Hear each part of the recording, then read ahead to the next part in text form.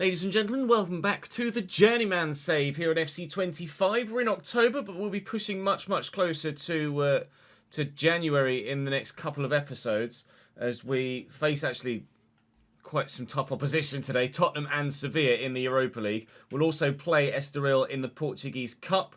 The Taça Portuguesa is obviously we'd love to win a domestic trophy with regards to the Cup if we can't win the league. We'd obviously love to win the league and we'll try our best to best the big three in Portugal, but it might not happen. So if we can have a good old go at winning the Taça Portuguesa, then that'd be great. We do still have a handful of European games after Spurs and Sevilla to try and pick up some more points if they don't go our way, which obviously we anticipate that they won't after our time against Real Sociedad in the last episode. So absolutely, there's the opportunity to win some trophies this season here at Braga, and we would love to do so. But to get there, we're going to have to make sure we beat the bigger opposition. We've got Cassiopeia to start here, so we will do a quick calendar sim here.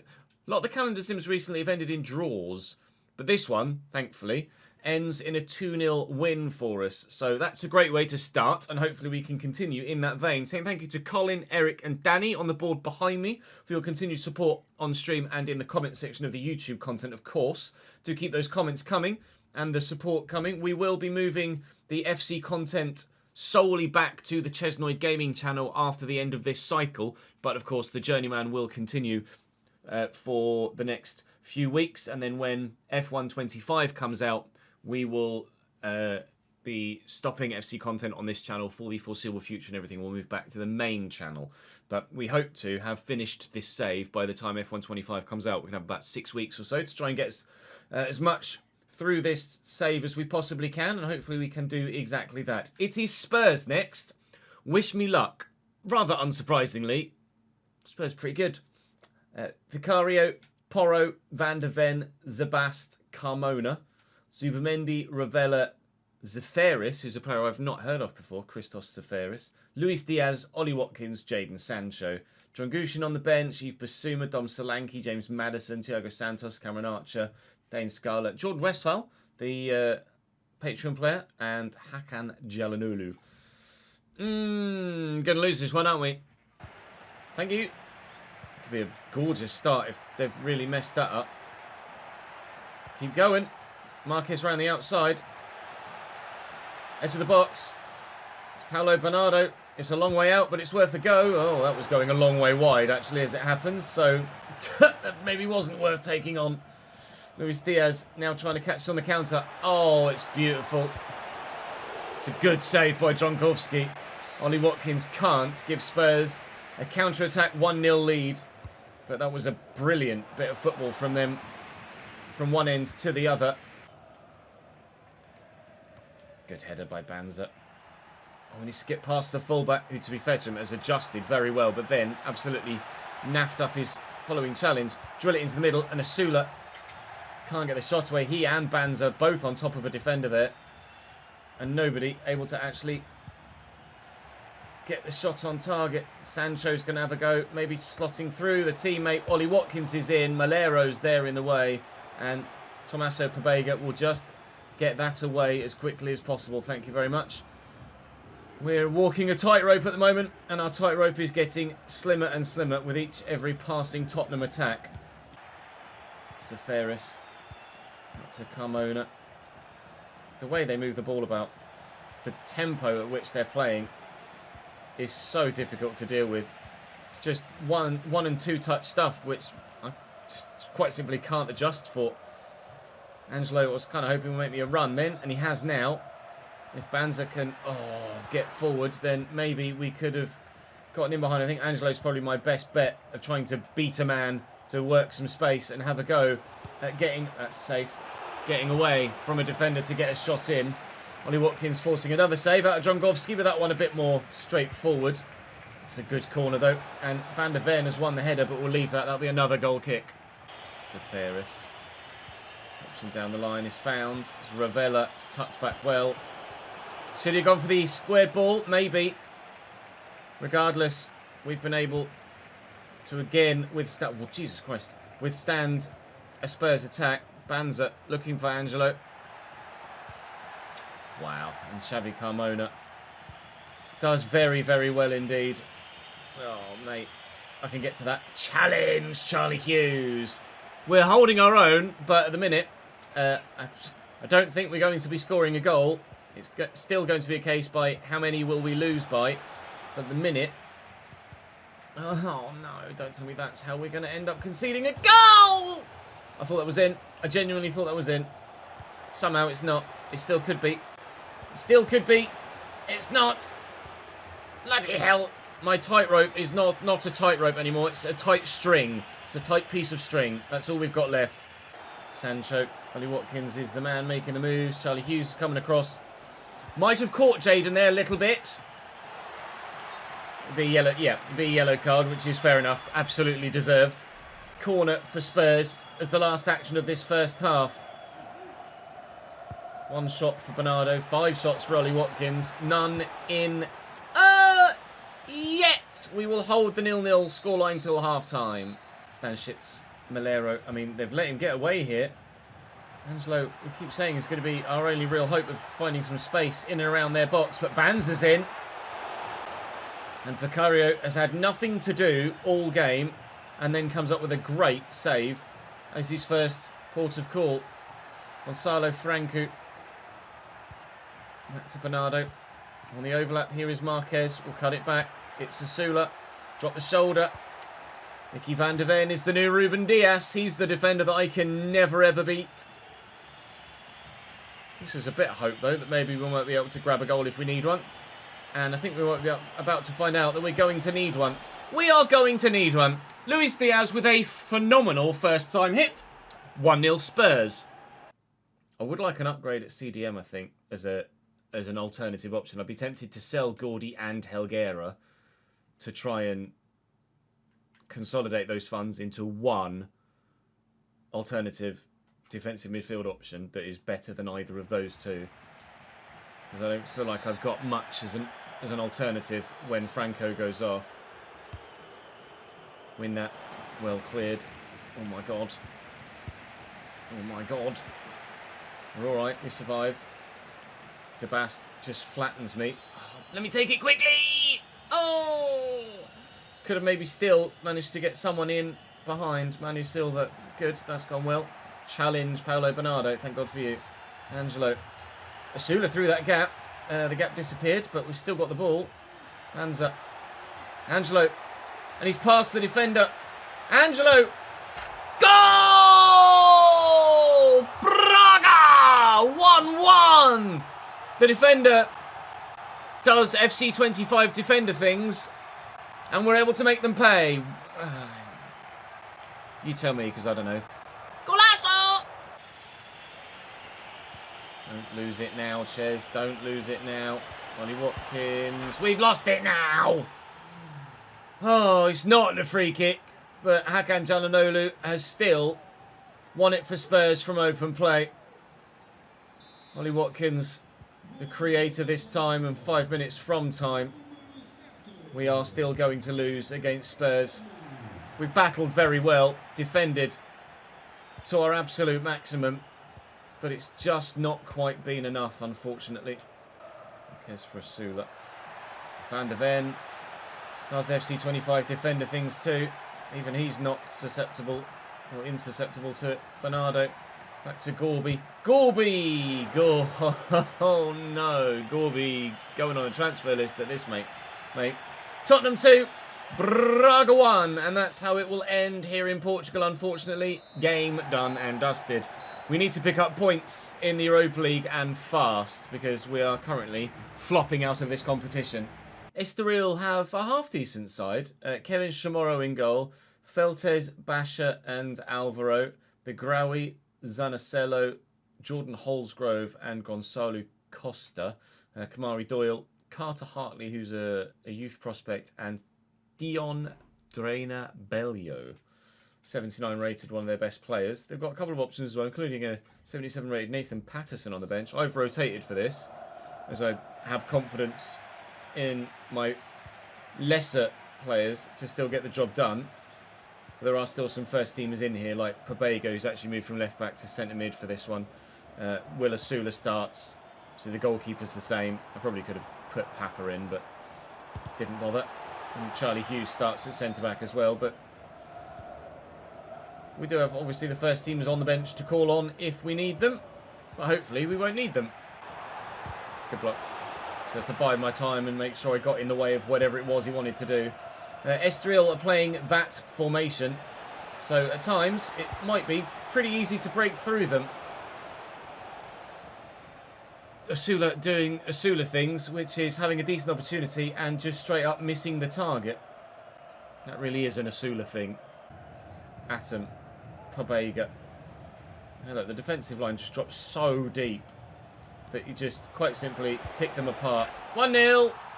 This might be a bit like playing Watford in the RTG, really. It's a little bit silly. There's no reason why the three centre-backs should be 40 yards behind their midfield line and stood on the edge of their 6-yard box, not marking two strikers. Spread to Marine. No, we will go out wide. Why not? There's Bruma. He's a bit quick in. Oh, cross is decent. And slightly overplayed as per theirs as well. Trying to get that round the corner. Eluzani does well. It's a nice turn as well, actually. Slightly unnecessary with the skill, but the shot is... Oh, in. I felt like it was hit with about half the shot power I put in. It took an age to actually reach the target, or reach the net. But because it was so in the corner, the keeper just couldn't get across to it. I need to see a replay of that. I felt like that took far too long to actually reach the goal. Right in the corner, though. Keeper no chance. 2-0. Vidovic. Mostly to Pobega. Get it out there to Axel Atom. He'll cut inside and then look quickly for Eluzani. Yeah, it's like playing Watford. Because it's just a AI not being good enough thing. But the gap between defence and midfield is giant. And then those three defenders are so concerned about their positioning in terms of where they are on the pitch that they don't actually mark any of the men. Well, no defender ever marks any man.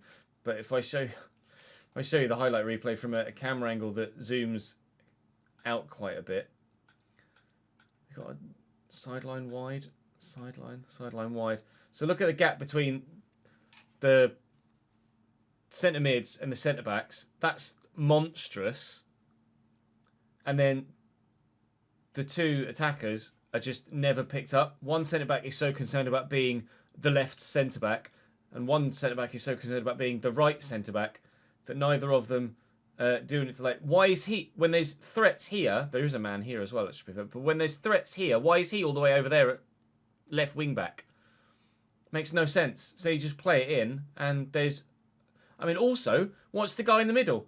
The centre-back in the middle, as I play this through ball, actually actively backs away from the man that's receiving the ball. So the ball is going to come across here, and almost is on trajectory to end up where this guy is, just to the left of the D. But he actually backs away, and then where I receive the ball is actually where he was stood.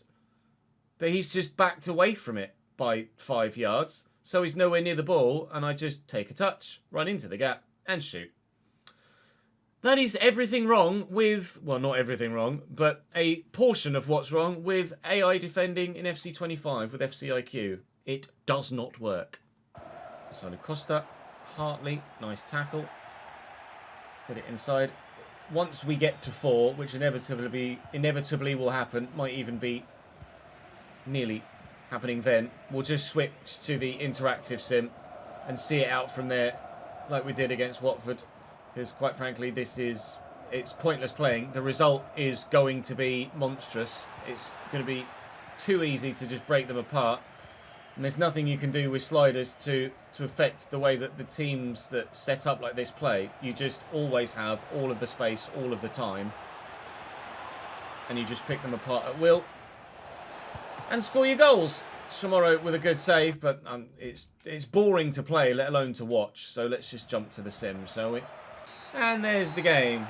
There were still plenty of chances, as you can see, 10 shots, but nothing else actually went in. So through to the semi-finals of the Taça Portuguesa, Sporting are through as well, as are Porto. So we have to hope that we come up against Vitória. Although, last time we played Vitória, in the league. They beat me yesterday, or in the last episode, whenever this one's going out, by 2-1. So I guess it doesn't really matter who we have. It's Porto in the league, and it will be Vitória away in the cup at the end of January. It's on paper the easier tie, but we have lost that exact fixture already this season, so we shall have to make sure that we're better.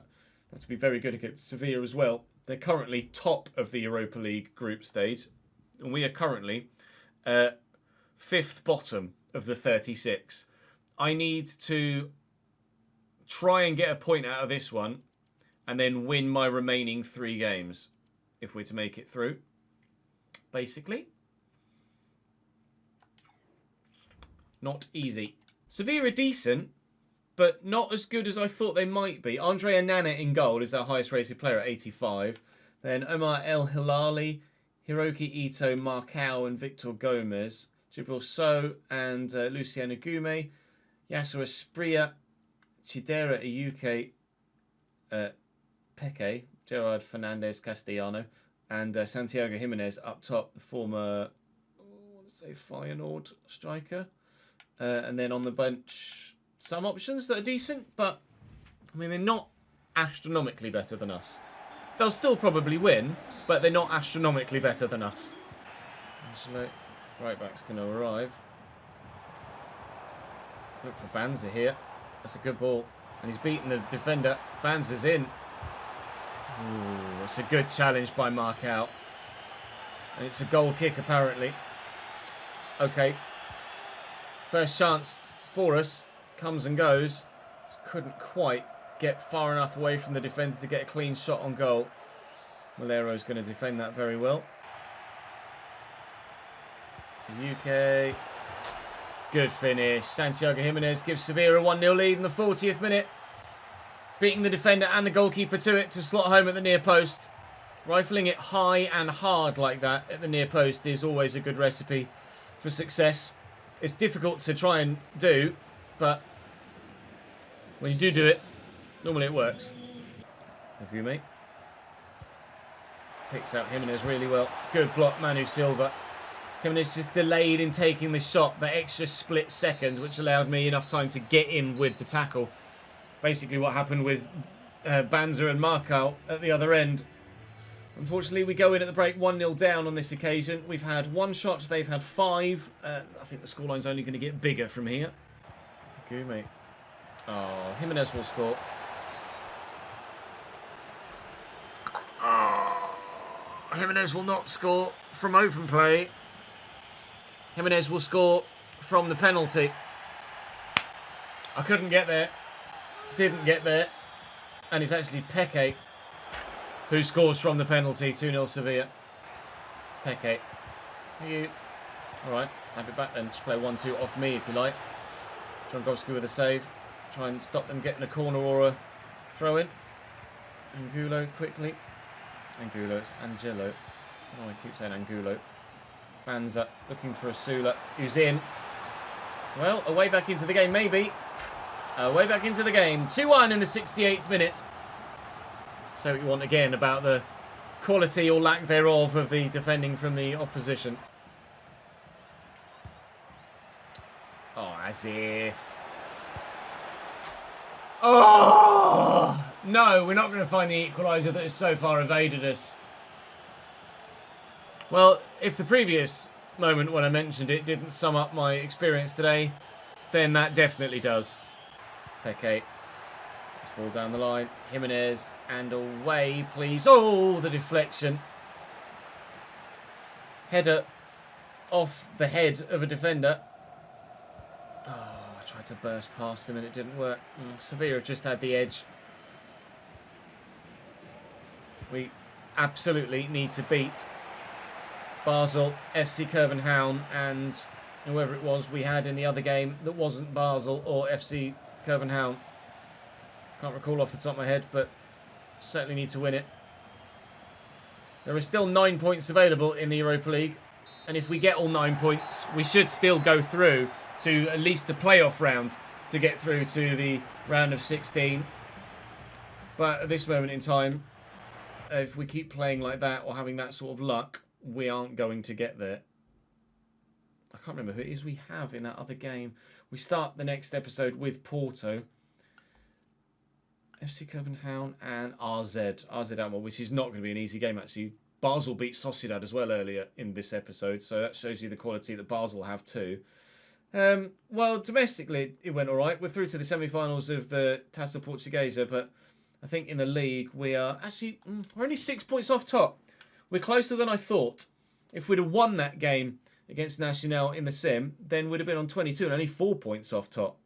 If we can not lose to Porto, especially if we can beat Porto at the beginning of the next episode, then we might still be very much in this Liga Portugal title fight. There is the chance potentially for multiple trophies this year. Drop this video a like though if you've enjoyed. Make sure you subscribe to the channel so you don't miss out on any more. And I will see you tomorrow for more.